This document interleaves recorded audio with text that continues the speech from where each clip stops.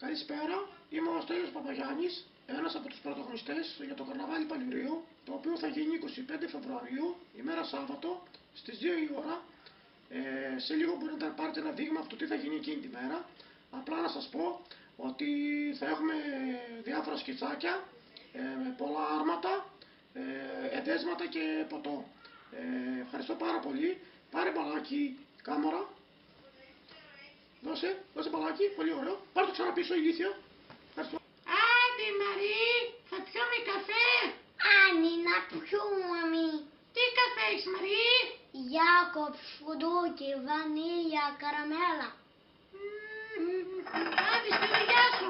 Άντε στη δουλειά.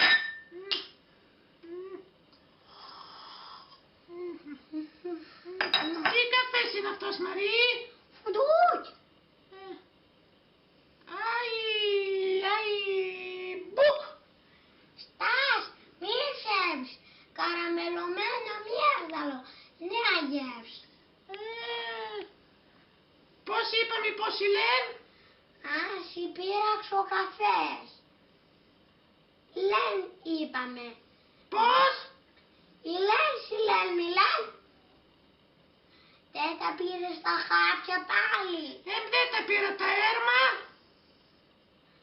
Πού είναι κι αυτός ο εικονός μου να μου πει πως μπαίνουμε σε αυτό το book? Ποιο book Μαρή? Στο book face. Ποιο book face Μαρή? Facebook λουλούδο, λουλούδο. Μαρή. Άντε φεύγω τώρα. Άντε γεια. Στο καλό. Καλώς το αγόρι μου, καλώς το παλικάρι μου.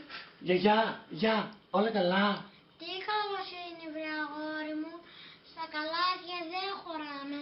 Και τι ρε γιαγιά, τι έχεις πάθει πάλι?